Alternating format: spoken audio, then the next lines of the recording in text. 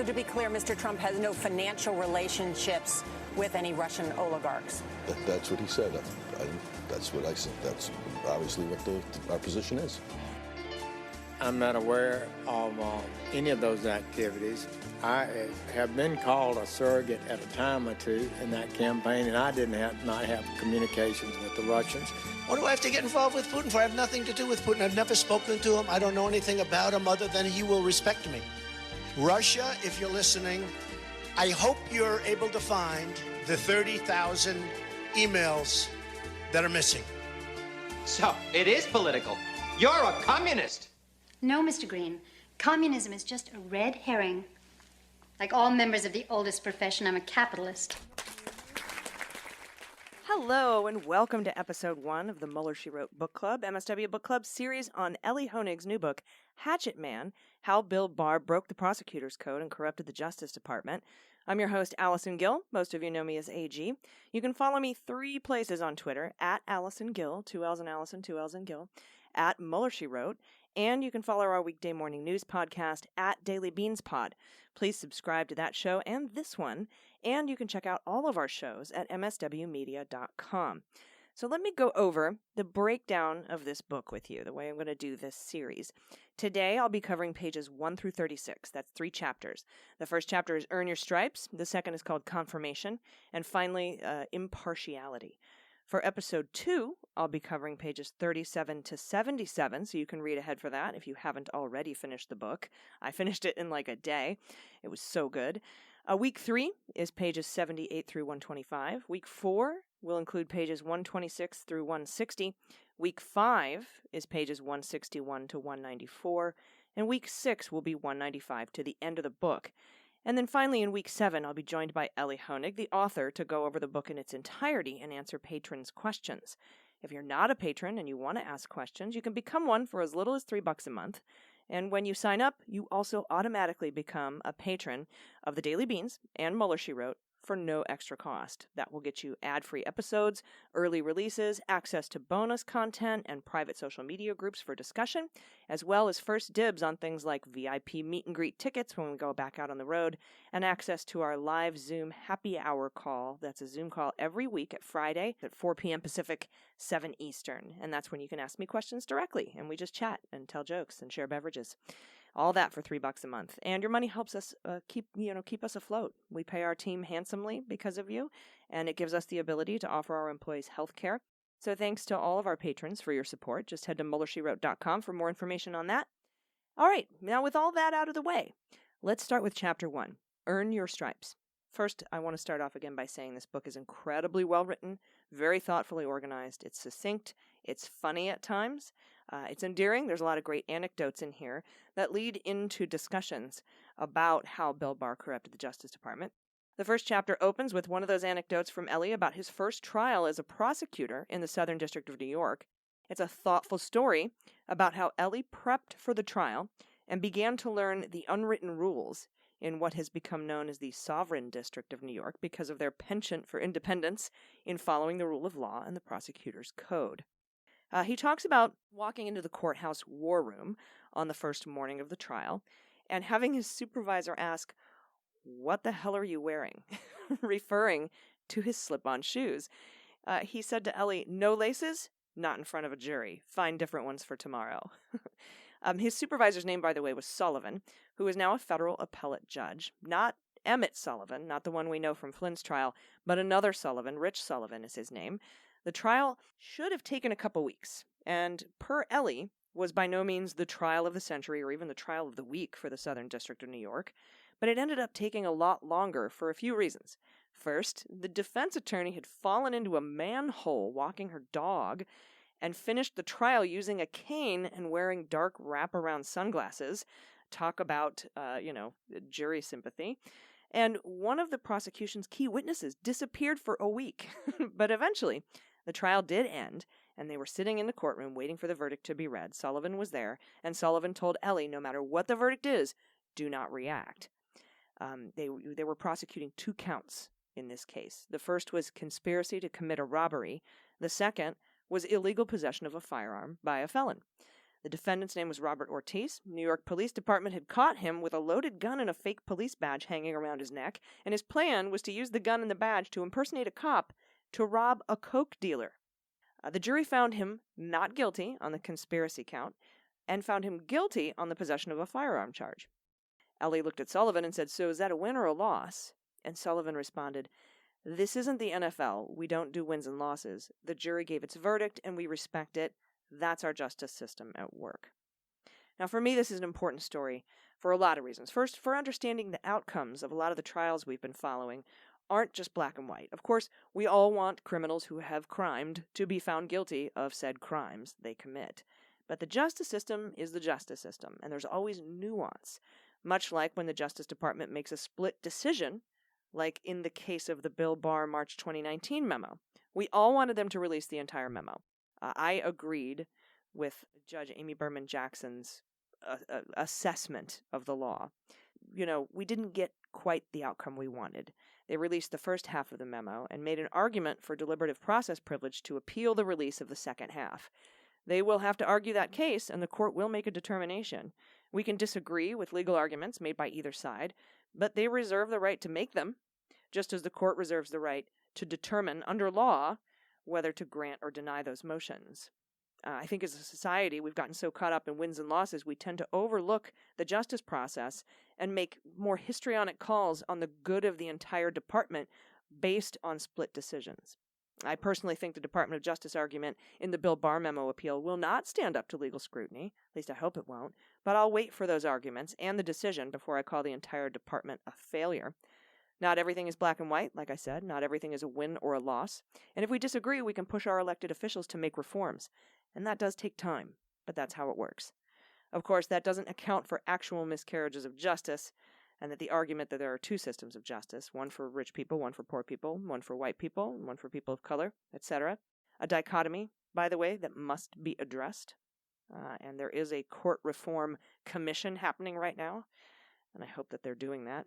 The point Ellie was making here, though, with this is that the outcome was one of 20 cases he would try in the Second Circuit, and one of hundreds or maybe thousands of cases he'd try as a federal prosecutor, not to mention his tenure supervising dozens of other prosecutors in the Southern District, then as director of the New Jersey Division of the Criminal Justice, where he oversaw 500-plus prosecutors and other staff that would work on thousands of cases each per year. All of that gave him the experience that he learned from not just other prosecutors, but judges, defense lawyers, cops, victim services experts, and even some defendants. All the while, Bill Barr never tried a single case as a prosecutor. And that's an important point, considering Barr missed out on all that knowledge and experience as a prosecutor, yet he led the prosecutors. He was in charge of all of them. I mean, imagine leading a team doing work that you're entirely unfamiliar with. And it's not just the work, it's the depth and knowledge of understanding that you would lack. And that would tee you up for a total disregard for the work that's being done on your watch, and an inability to defend your team against institutional attacks. And the fact that Barr is a piece of shit, just adds to a recipe for failure. In fact, Ellie identifies 3 fundamental traits that, quote, infected Barr's approach to his position as the nation's top prosecutor. The first is that Barr is a liar. Straight up, no holds barred, so to speak. He's a liar. Secondly, Barr is a partisan. Quote, he willingly, affirmatively, and aggressively used the Justice Department as a political tool to help Trump. End quote. And third, Barr used his position to impose his own philosophy about what a civil society ought to be. Ellie earned his chops in the well of the courtroom, and while he doesn't claim to know more than Bill Barr, he was brought up in the best traditions of the Justice Department, whose goals, quote, could never come at the expense of our integrity, credibility, and independence. Without those core values, he says, as a prosecutor, you're lost. So that is why it was so important for Ellie to make that point, that of the many, many, many trials that he participated in and oversaw, that the top prosecutor in the country had never once tried a case. All right, let's take a quick break. We'll come right back with Chapter 2, called Confirmation. Stay with us. Hey everybody, it's AG, and this episode of the MSW Book Club Hatchet Man is brought to you by Helix Sleep, the absolute best mattress I've ever owned, and you know I've tried all the top brands. You've heard me over the years sing the praises of my Helix mattress. It is like sleeping on a cloud. I've never slept better. And it's not just because the Orange Menace is out of the White House or the Hatchet Man is out of the Department of Justice. At first I thought I was losing sleep because of that, but as it turned out, my mattress was made for someone else. No one wants to sleep on a mattress made for someone else. So Helix Sleep to the rescue. Helix knows you're unique, and we all have different ways of sleeping, so Helix created an online sleep quiz designed to match you with the perfect mattress. I was matched with the Helix Midnight because I'm a side sleeper and I like a medium firm mattress, and I have never slept better. But you don't have to take my word for it. Helix was awarded the #1 best overall mattress pick of 2020 by GQ and Wired Magazine, and Helix has been recommended by multiple leading chiropractors and doctors of sleep medicine as an actual solution for improving your sleep. They have a 10-year warranty, and you get to try it out for 100 nights risk-free. And they'll come and pick it up for you if you don't love it, but you will. Just go to helixsleep.com/bookclub. Take their simple 2-minute sleep quiz, and Helix will match you to a customized mattress that will give you the best sleep of your life. And right now, Helix is offering up to $200 off all mattress orders and 2 free pillows in case you're sleeping on treason pillows from the pillow guy. So you get up to $200 off your mattress order and 2 free pillows at helixsleep.com/bookclub. That's Helix, Helix, sleep.com/bookclub for up to $200 off all mattress orders and 2 free pillows. You'll be glad you did. Hey everybody, welcome back. We are now on chapter 2 called Impartiality, which begins on page 12. And this chapter discusses Bill Barr's confirmation hearing, his audition memo of 2018, which we all remember, and what was going on before Barr got there. Let's start with the lead up to his nomination and confirmation. Here, Honig talks about Trump's announcement of Barr's nomination in December of 2018, and how a lot of folks, including me and including Ellie, said a lot of things we would eventually come to regret, given how Barr turned out. Now, I didn't necessarily praise Barr or said he'd be fucking awesome. It was more like, well, it could have been worse. And I was taking my cues from pundits and experts and pros like Chuck Rosenberg and others who viewed Barr as an old-school institutionalist that might hopefully bring some reason and maybe some temperance to the insanity of the Trump administration. Of course, I had very good friends screaming in my ear, like the ladies over at Gaslit Nation, who correctly asked me if I was out of my mind. But as the eternal optimist, I had meager hope he'd be better than Sessions, and God forbid, better than Matthew fucking Whitaker.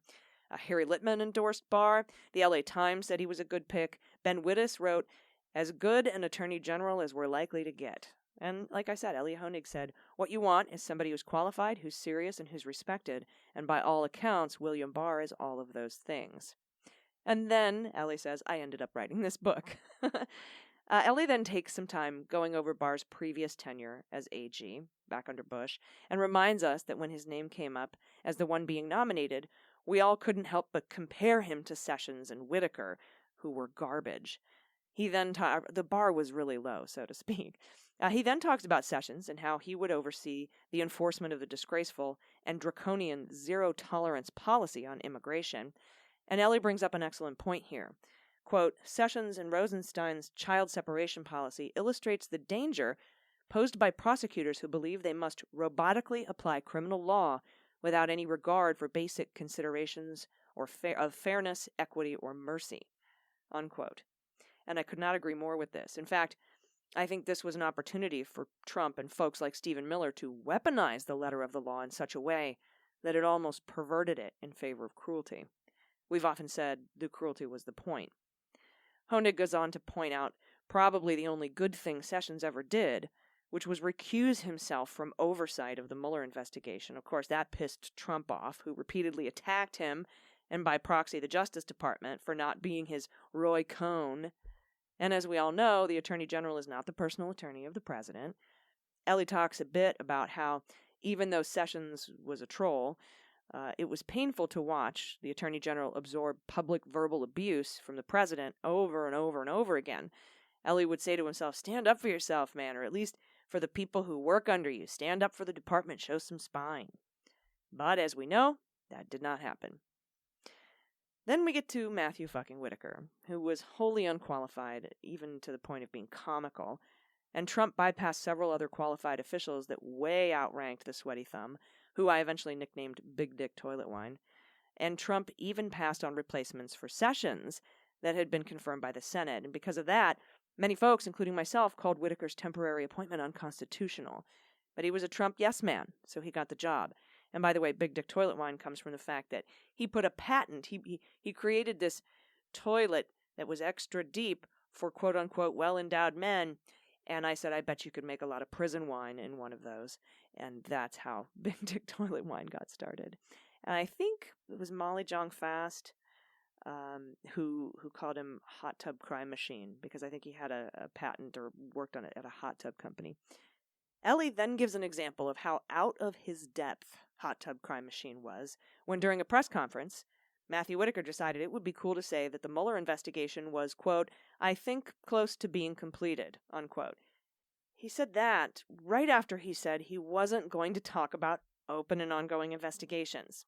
And his statement violated a Department of Justice practice not to comment on the status of any pending investigation.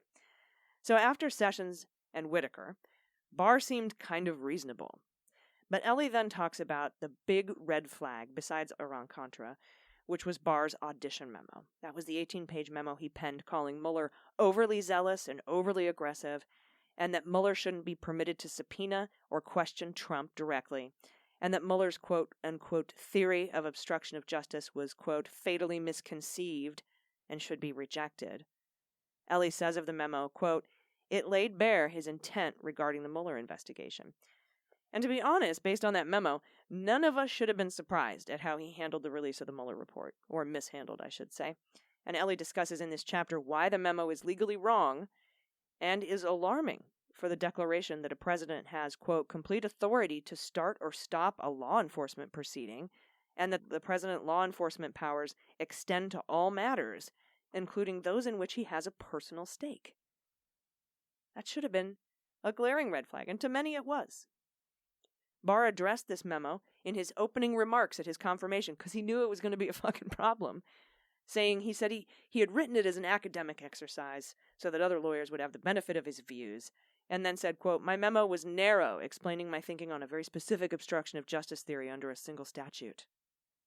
And Ellie responds to this by saying, sure, it was narrow. It just happened to go narrowly to the precise issue that Mueller was then pursuing. And then Ellie goes through some specific points Barr raised in his confirmation hearing. I'll leave those for you to enjoy, including when Barr tried to parse what the words corruptly and bad really mean. He also addressed Barr's use of the word collusion, which, as we know, is an active measure called reflexive control, which became a rallying cry for the right, despite not being a term of art in federal law. The memo should have been a massive warning, like I said, but the confirmation went pretty much along party lines, 54-45. So that's where we are. I'm going to take one last quick break, and we'll finish off this episode with a short but important chapter entitled Impartiality. Stay with us. Season 2 of Swing Left's How We Win is here. Subscribe everywhere you get your pods for insight, action, and your reasons for hope. I'm Steve Pearson. And I'm Mariah Craven, and this is How We Win. Hey everybody, welcome back. We are now on Chapter 3 of Hatchet Man, How Bill Barr Broke the Prosecutor's Code and Corrupted the Justice Department, by Ellie Honig, former federal prosecutor. Chapter 3 is called Impartiality, and it opens with one of Ellie's outstanding anecdotes. According to Honig, he was called by a longtime DOJ ethics guy named John McEnany, and he immediately thought, okay, what did I do wrong? And I love this. In a deadpan voice, McEnany said, surprisingly nothing. But apparently they had to pull Ellie off of one of his cases. Now, given the conflicts of interest we've been bombarded with during the Trump administration, you'd think, oh, was the defendant Ellie's brother? Or did Ellie once represent the furniture store that was part of a mafia shakedown? But no. Here was the conflict of interest.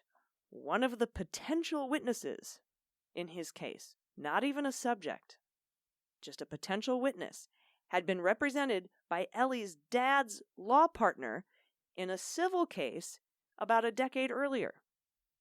That is how addressing conflicts of interest are supposed to go down. Not that you're the head of the criminal division representing Alpha Bank and as now overseeing the Mueller probe, which is investigating Alpha Bank. Hello, Brian Benchkowski. Nope, his dad's partner repped a potential witness in a civil suit over a decade ago. The core concept here being impartiality. Very important part, very important concept. Quote, yet William Barr publicly pronounced before he took office that he had already come to the decisive conclusion about Mueller's investigation of Russian interference in the 2016 election, yet he remained on the case and ultimately in charge of it.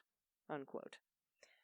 Ellie goes on to discuss how Bill Barr's decision not to recuse himself was unprincipled because Barr had already publicly pronounced Mueller's probe was asinine and fatally misconceived and the presidents can't obstruct justice. Seems like kind of a conflict of interest. When Barr was asked during his confirmation whether or not he would recuse from the Mueller investigation, he actually promised he would seek the advice of career ethics personnel, but reminded us that as head of the agency, he would make the final decision. So I'll consult people, but I'm not going to listen to him anyway. When Kamala Harris asked if he'd take the advice of those ethics officials, whatever they said, he said he might decline if he disagreed with it. Ellie says, quote, 3 weeks after his confirmation, Barr surprised exactly nobody when he decided not to recuse himself from the Mueller investigation. There's some of that good Ellie Honig humor. Surprised exactly nobody. A spokesperson for the DOJ even told us that ethics folks advised him that he should not recuse. Yeah, ethics people in the DOJ advised Barr that he should not have to recuse himself from the Mueller investigation, which was weird because the same ethics officials advised Matthew fucking Whitaker that he should recuse for the same kinds of reasons, which of course Matthew Whitaker ignored. But why the change all of a sudden? Ellie says there's only two possibilities here. First, the same ethics official did a 180 and came to the exact opposite conclusion based on comparable facts. Or two, Barr shopped around for different ethics officials who would give him a different recommendation than that which Whitaker got. My guess is the latter. But as Ellie says, it didn't matter. Quote, all the cards had fallen into place. William Barr was now Attorney General of the United States, the same person who had already conclusively declared Mueller's investigation as fatally misconceived, asinine, and overly zealous, would now oversee the very same case. And that wraps up the first 3 chapters of Hatchet Man. Next week, I'll be going over Chapter 4, the Mueller investigation. Should be good. Chapter 5, Take a Shot. It's a really good one. And Chapter 6 on Ukraine. And then Chapter 7 called Podium Privilege.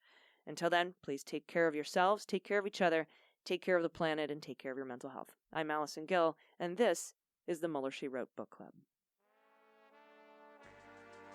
The MSW Book Club is executive produced by Allison Gill in partnership with MSW Media and written by Allison Gill and Dana Goldberg. Sound design and engineering by Molly Hockey. Jesse Egan is our copywriter, and our art and web designer by Joelle Reeder and Moxie Design Studios. The MSW Book Club is a proud member of MSW Media, a group of creator-owned podcasts focused on news, justice, and politics. For more information, visit mswmedia.com.